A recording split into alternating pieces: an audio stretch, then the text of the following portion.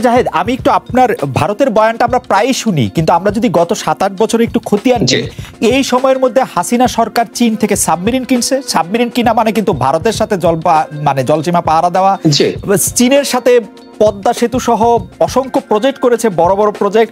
চীনের প্রেসিডেন্টের সাথে বাংলাদেশে সফর করেছে, চীনের সাথে আরো প্রজেক্ট নিশ্চয়ই পাইপলাইনে আছে, আগে পরে নানা রকম ভাবে। রাশিয়ার পরমাণু বিদ্যুৎ কেন্দ্র করেছে বাংলাদেশে, সেইটির ক্ষেত্রেও ভারত আসলে খুব খুশি হয়েছে। ভারত আমেরিকা কেউ সেইরকম তো কোনো কিছু হয় নাই।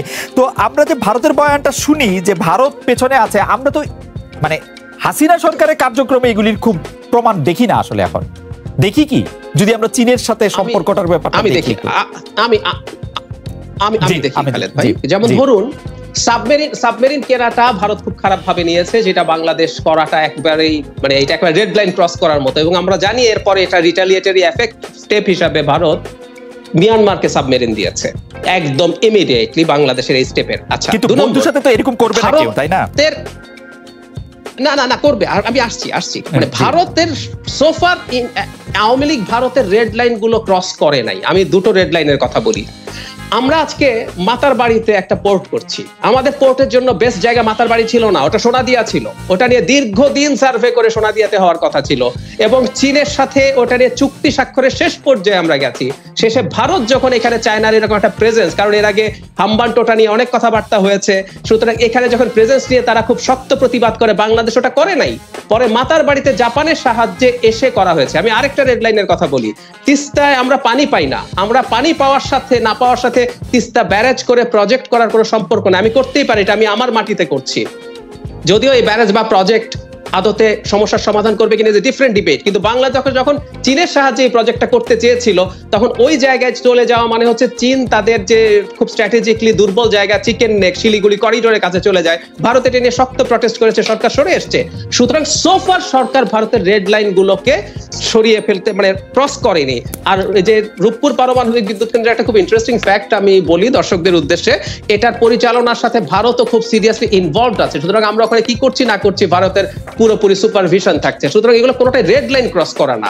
এখন ব্যাপারটা যেটা হচ্ছে সেটা হলো আপনি কতটুকু পর্যন্ত আপনি চায়নাকে দিয়ে কতটুকু করছেন। এখন তো আসলে সরকার কিছুটা বিপদে পড়তে যাচ্ছে এই পয়েন্টগুলোতে, আর বিশেষ করে এই আলোচনাটা আসলে খুব কন্টিনিউ করতেই হবে। আপনি যদি ভারতের সাথে সম্পর্কের ক্ষেত্রে অন্যান্য সরকারগুলি বিবেচনা করেন, আপনার মনে আছে যে মনে থাকবে বিএনপি আসলে বিবিআনার পুরো গ্যাসটা দিল্লিতে রপ্তানি করতে চেয়েছিল।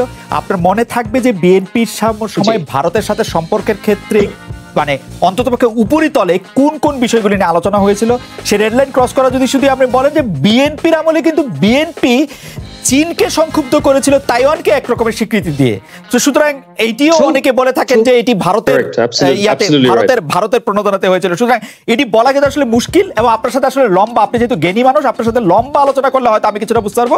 আজকে সময় কম, অন্য প্রসঙ্গে যেতে হবে, অন্য প্রসঙ্গে কথা বলতে হবে। কিন্তু এই যে ভারত বাংলাদেশ চীন এবং প্রক্সি ওয়ার যেটি আসলে এই অঞ্চলে নিয়ে হচ্ছে, সেটি নিয়ে আমরা একটু জনাব ফয়সালকে, ডক্টর ফয়সালকে একটু শুনতে চাই। ডক্টর ফয়সাল, আপনি একটু বলবেন যে এটি ডক্টর রহমানই শুধু বলছেন, ডক্টর জাহিদুর রহমানই শুধু বলছেন তা না, যে আমরা এই অঞ্চলটি একটি প্রক্সি ওয়ারের কি বলবো আমি একটি কুরুক্ষেত্র বা একটি গ্রাউন্ড হিসাবে এটি যে থাকছে বাংলাদেশকে, এবং অনেকে এটি ব্যবহৃত হতে দিচ্ছেন, এইটি নিয়ে আপনার মতামত আমরা একটু শুনতে চাই। দেখেন, এই পরাশক্তিগুলোর চোখ কিন্তু আমাদের বাংলাদেশের মাটির উপরে, আসলে কিন্তু চোখটা কিন্তু পড়েছে বে অফ বেঙ্গলের উপরে, which is a $2 trillion maritime economy. এবং ডিপ সি পোর্ট থেকে শুরু করে এখানে যে বে অফ বেঙ্গলের যে আমাদের অর্থনৈতিক যে সম্ভাবনা আছে, এবং আগামী দিনে যে ব্লু ইকোনমির যে আমাদের সম্ভাবনা আছে, এটা খালি চায়না নয়, আপনি ইন্ডিয়া দেখতে পাচ্ছে, রাশিয়া পর্যন্ত দেখতে পাচ্ছে, আমেরিকা তো বহু আগে, আজ থেকে আরো 25 বছর আগের থেকে তো তাদের এখানে আমাদের সেন্ট মার্টিন চোখ পড়ছে। আমার একটা প্রশ্ন আছে, আপনি কি এটা ইকোনমিক্সের পিএইচডি হিসেবে বলছেন, মানে একজন খুব একাডেমিক জায়গা থেকে বলছেন, না পলিটিক্যাল জায়গা থেকে? মানে যদি বে অফ বেঙ্গলের দিকে আমেরিকার চোখ পড়ে থাকে, যেটি আসলে রাশেদ খান বানান থেকে শুরু করে অনেক রাজনীতিবিদ বলছেন, কারণ হচ্ছে যে বে অফ বেঙ্গলে অলরেডি আপনি জানেন যে মার্কিন যুক্তরাষ্ট্রের ভারতের মাধ্যমে হোক, অন্যান্য মিন্দানাওতে ফিলিপাইনের মাধ্যমে হোক, ভারতের মানে এইখানে কিন্তু অবস্থান, মানে ভালো অবস্থান আমেরিকার আছে। আমেরিকার আরো বাড়তি অবস্থান লাগবে এখানে। দেখেন খালেদ ভাই, আমরা যদি সত্যিকার অর্থে যদি আমরা ডিপ সি পোর্ট গুলো সত্যিকার অর্থে যদি আমরা বাস্তবায়িত করতে পারি, ভবিষ্যতে ট্রেড লিঙ্কেজ ফেসিলিটি গুলো যদি আমরা সত্যিকার অর্থে ব্যবহৃত করতে পারি, আমি এখনো বলছি, you can write this on the record, এখানে আমাদের ম্যারিটাইম ইকোনমিতে $2 ট্রিলিয়ন হবে। এটা আমি আমেরিকার স্বার্থে না, এখানে মানে প্রো চাইনিজ স্ট্যান্সের কোনো কথা না, প্রো ইন্ডিয়ার কোনো, এটা অ্যাবসলিউটলি প্রো বাংলাদেশ স্ট্যান্স আমি বলেছি। $2 ট্রিলিয়ন আমরা আমাদের অর্থনীতির সাথে আমরা সংযুক্ত করতে পারবো, সেই দিকটা আমাদের বিবেচনা করে রেখে অবশ্যই মাননীয় প্রধানমন্ত্রীর যে উদ্যোগটা নিয়েছিল যে চাইনিজ ফরেন পলিসির সাথে ব্যালেন্স করে ইন্ডিয়ান ফরেন পলিসি ব্যালেন্স করা, this is something we have to give her credit for. আমি অনেক জায়গায় কিন্তু আমরা সরকারকে আমি সমালোচনা করেছি এবং ডিরেক্টলি আমি করেছি, আমি আমার বক্তব্য শুরুতে আমি করলাম, কিন্তু পররাষ্ট্রনীতিতে বিশেষ করে balancing India and China, this is unprecedented. এখন of course there is a new এই ব্যালেন্স একটা অদ্ভুত ব্যালেন্স, যেখানে কেউই আমাদের বন্ধু না। আমরা মিয়ানমার নিয়ে যখন আমরা মানে আমরা কারোর সাথে শুধু মানে আমরা যখন মিয়ানমার নিয়ে ট্রাভেল পার্মানেন্ট ফ্রেন্ডস, হ্যাঁ, there no permanent friends, there no permanent friends in foreign policy, only permanent interests. সব দেশ তাদের ব্যক্তি স্বার্থ কিন্তু দেখবে, বাংলাদেশের ব্যক্তি স্বার্থ দেখতে হবে। এবং আপনি দেখবেন চট্টগ্রাম হেলথ ট্র্যাক্স নিয়ে এবং রাখাইন নিয়েও কিন্তু একটি ষড়যন্ত্র হচ্ছিল। আমি আশা করি this is not of the on air acceptable to be aired on screen, কিন্তু বাস্তবতা হচ্ছে যে আমাদের সিকিউরিটিটা কিন্তু আমাদেরই কিন্তু নিশ্চিত করতে হবে। এবং দেখেন গণতন্ত্রের যে অবস্থাটা বর্তমানে বাংলাদেশে আছে, আমরা কিন্তু সত্যিকার অর্থে এই পরাশক্তিগুলো কিন্তু আমরা সুযোগ করে দিচ্ছি। এই দুই পক্ষ যদি একসাথে না বসতে পারে, খালেদ ভাই, there is going to be a massive power vacuum. আমি একটু ডেভিলস অ্যাডভোকেট হিসেবে একটা জিনিস জানতে চাই, আপনার কাছে কি মনে হয় না আপনি যেটাকে ব্যালেন্সিং বলতেছেন সেটার ক্ষেত্রে আমার কাছে অনেকখানি থেকে দেখলে আমার কাছে মনে হয় এটা ভারতের প্রতি একটু বেশি টিল্টেড একটা পররাষ্ট্রনীতি? আমি যদি নত জানো নাও বলি, দেখেন বাংলাদেশ আপনার কাছে মনে হয় না আমাদের উপরেও ইন্ডিয়া, বামেও ইন্ডিয়া, ডানেও ইন্ডিয়া, এক সাইডের একটা করিডোর যেটা আমরা মায়ানমারের সাথে আমরা শেয়ার করি, যার বাট সিংহভাগ কিন্তু পৃষ্ঠপোষক কিন্তু চায়না, এবং বে of Bengal is open to Russia, open to India, open to China. অবশ্যই পররাষ্ট্রনীতির দিক থেকে আমরা 15 বছর টিকতে পেরেছি, এটা আমি অস্বীকার করবো না, and it with some resounding success as well. তবে এটা বলতে হয় বর্তমানে উইথ আমেরিকান ইন্টারেস্ট এবং বিশেষ করে with Chinese aggression not only in মানে বোঝার জন্য এই আমেরিকান ইন্টারেস্টের দিকে কি আমেরিকা আর ইন্ডিয়া একটা জায়গায় নাকি আলাদা আলাদা জায়গায়? বাংলাদেশের ব্যাপারে আমার দৃষ্টিভঙ্গিতে they have divergent opinions, তারা কিন্তু একমত হতে পারছে না। মানে ইন্ডিয়া এক পক্ষ, আমেরিকা এক পক্ষ, চীন এক পক্ষ, ব্যাপারটা কি এরকম যে ইন্ডিয়া আমেরিকা চায়না কিন্তু বাংলাদেশের ব্যাপারে ইন্ডিয়া চায়না কিন্তু বাংলাদেশের ব্যাপারে একমত রাখছে, বাট আমেরিকা কিন্তু একটা স্বতন্ত্র নীতিতে যাচ্ছে। ইন্ডিয়া চায়না বাংলাদেশের ব্যাপারে একমত, আমেরিকা এটার এগেইনস্টে, এরকম মনে হচ্ছে আপনার?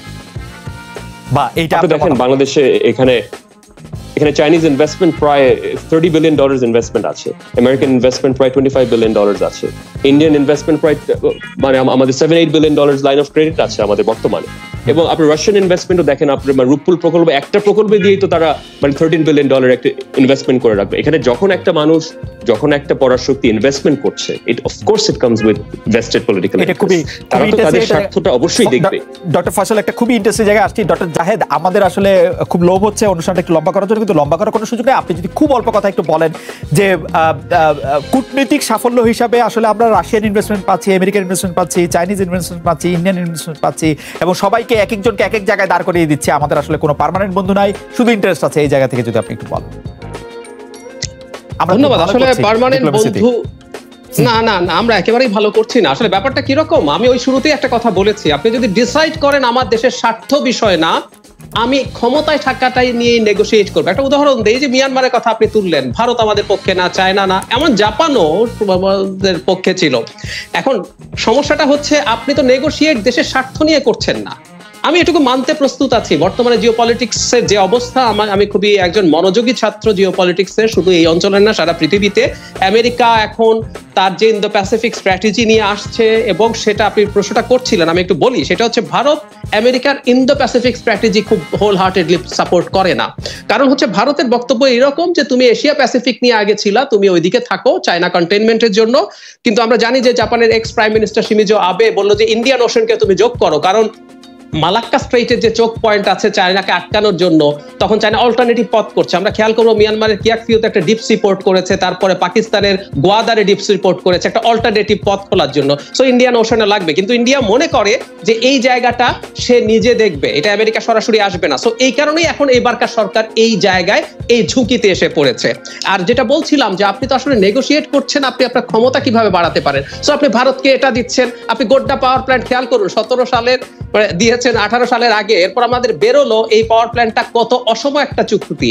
আজকে সময় নেই, আমি আপনাকে ধরে ধরে প্রমাণ করতে পারতাম যে রূপপুর পারমাণবিক বিদ্যুৎ কেন্দ্র আমাদের প্রয়োজন ছিল না, রেদার আমাদের মতো এত ঘনবসতিপূর্ণ একটা দেশের জন্য মারাত্মক ঝুঁকিপূর্ণ। কিন্তু আপনি এটাও দিয়েছেন 2013 সালে চুক্তি স্বাক্ষর হয়েছে 14 সালের তথাকথিত নির্বাচনের আগে। তার মানে আপনি প্রত্যেকটা কাজ করছেন যেটার কারণে আপনি একটা বিরাট আমি আপনাকে আরেকটা প্রশ্ন করি যে আপনার বক্তব্য নিশ্চয়ই দর্শকরা বুঝতে পারছে, কিন্তু এই প্রশ্নটা একটু আমারও প্রশ্ন, সবার প্রশ্ন, একটা শেষ প্রশ্ন হিসেবে আপনাকে আমি করতে চাই।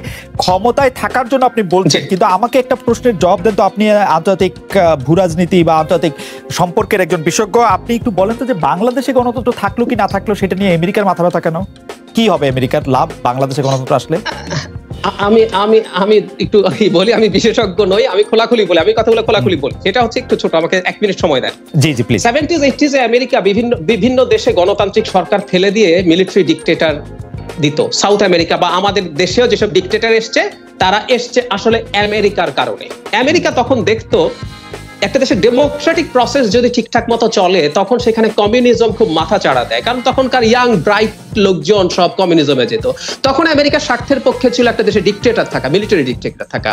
পরে যখন সোভিয়েত ইউনিয়ন ভেঙে গেল, আমি সরি এভাবে বলার জন্য, এরশাদ পতনের জন্য আমি শুধু গণ আন্দোলনকে একমাত্র কারণ মনে করি না। একমাত্র কারণ সাথে একটা খুব জরুরি কারণ হচ্ছে আমেরিকার তখন আর ডিক্টেটর দরকার ছিল না, কারণ সোভিয়েত ইউনিয়নের পতন হয়ে গেছে। আপনি খেয়াল করবেন 90s এ এসে যে সেই জায়গায় ডিক্টেটর ছিল সব জায়গায় পতন হয়ে গেছে। এখন একটা শিফটিং হয়েছে, সেটা হচ্ছে খুব সহজ। আমেরিকা তার স্বার্থ ছাড়া এখানে আসে নাই, কেউ কোনো চ্যারিটি করতে আসে না, আমেরিকা চ্যারিটি করার দরকারও নাই। সে যেটা করছে সেটা হলো সে এখন দেখছে যদি ডিক্টেটরশিপ বা অথরিটারিয়ান গভর্নমেন্ট গুলো থাকে কোনো জায়গায়, সেখানে চীনের ফুটপ্রিন্ট বেড়ে যায়। আফ্রিকার বিরাট একটা লিস্ট আমি বলতে পারবো যেখানে দেখা যাবে চায়না মারাত্মকভাবে ঢুকে গেছে। সো বাইডেন ডক্ট্রিন তার চিন্তা হিসাবে করলো যদি ডেমোক্রেসি থাকে চায়নার ফুটপ্রিন্ট কমানো যায়। এখন একজন নাগরিক হিসাবে আমি দেখছি তার ওই চাওয়াটা আমার চাওয়ার সাথে ম্যাচ করে, দ্যাটস ওয়াই আমি ওটাকে সাপোর্ট করি। আমি একটু বলে শেষ করি, আমাদের স্বাধীনতা যুদ্ধের সময় যখন সোভিয়েত ইউনিয়ন আমাদেরকে সাহায্য করতে এসেছিল, আমরা সোভিয়েত ইউনিয়নকে প্রশ্ন করি নাই 68-এ তুমি চেকোস্লোভাকিয়া ইনভেড করে, ও কমিউনিস্ট সরকার ছিল, কিছু সংস্কারের কথা বলেছিল যেটা গর্বাচভ গ্লাস্তনোভা পেরেস্ট্রয়কার কথা বলেছে, তুমি এই কথাগুলো বলার জন্য গিয়ে সরকার ফেলে দিয়ে আসছো কেন, আমি তোমার সাহায্য নেব না, আমরা বলি নাই। কিন্তু আমরা সোভিয়েত ইউনিয়নের সাহায্য নিয়েছিলাম কারণ ওটা আমার স্বার্থের পাশে গিয়েছিল। এখন ঠিক একই অবস্থা। 30 সেকেন্ড। এখন যদি শেখ হাসিনা ঠিক করেন, কারণ আমরা আমির ফয়সালকেও এটা নিয়ে আসলে একটু শুনবো, শেখ হাসিনা ঠিক করেন যে তিনি আমেরিকার সব কথা শুনবেন এবং ক্ষমতায় থেকে যাবেন, তাহলে কি আমেরিকা আবার উল্টে যাবে? আপনার কি মনে হয়? প্রথম কথাটা হচ্ছে উনি আমেরিকার সব কথা শুনবেন, শোনা যদি সম্ভব হতো উনি এখনই শুনতেন, উনি এখন শুনছেন না। আসলে ঘটনা যেটা হয়েছে, কোনো একদিন আপনার এখানে যদি এসব বিস্তারিত আলোচনার সুযোগ হয় করতে ভালো লাগবে, সেটা হচ্ছে এতদিন পর্যন্ত আপনি একটা ব্যালান্সিং করতে পেরেছেন, ওকে এটা, ওকে সেটা, তাকে সেটা দিয়ে, কিন্তু আপনি এখন আর ব্যালান্সিংটা পারছেন না। আমি একদম একটা বাক্য বলে শেষ করি, যখন ইন্দো প্যাসিফিক স্ট্র্যাটেজিতে বাংলাদেশের কাজ করার কথা আসলো, বাংলাদেশ চালাকি করে বললো আমি আমার নিজের একটা ইন্দো প্যাসিফিক আউটলুক বানাবো, তো সেখানে বানালেন, কাছাকাছি কথা আছে, কিন্তু আমেরিকার ইন্দো প্যাসিফিক আউটলুক স্ট্র্যাটেজিতে একটা সিকিউরিটি পজিশন আছে যেখানে চায়নাকে আপনি সিকিউরিটি থ্রেট হিসেবে তার বিরুদ্ধে মিলিটারি অ্যাকশন নেওয়ার অপশন রেখেছেন। সো প্রধানমন্ত্রী এখন এইভাবে অ্যাগ্রি করতে পারবেন না, এরকম আরো অনেক জায়গা আছে। সো আপনি এমন একটা কিছু অ্যাগ্রি করতে পারবেন না যেটা আরেক গ্রুপকে ভয়ঙ্কর খারাপ করে দিবে, যেটা আপনার উপরে আবার কোয়ারসেপ তৈরি করবে। শেখ হাসিনা বদলে এখন অন্য কোন সরকার আসলে উনি চায়না ফুটপ্রিন্ট থেকে বাইরে হয়ে আমেরিকার পুতুল সরকারে পরিণত হবেন না তো, যেটি আসলে ফরাদ মজার আশঙ্কা করছিলেন? Just 20 second. না, এটি আপনি একেবারেই না। যদি খালেদ ভাই একটা জিনিস হয়, আপনি যদি মানুষের ম্যান্ডেট প্রাপ্ত সরকার হন, আপনি খেয়াল করুন মালদ্বীপস আমাদের চেয়ে পাওয়ারফুল দেশ না, কিন্তু মালদ্বীপস কিন্তু অনেক ফাইট করতে পারছে কারণ সে ম্যান্ডেট পাওয়ার সরকার। নেপালেও একই ঘটনা। যদি ম্যান্ডেট পাওয়ার সরকার হয় আমরা এই একই অবস্থা হবে না। আমার মনে হয় যে আপনার বক্তব্য পরিষ্কার।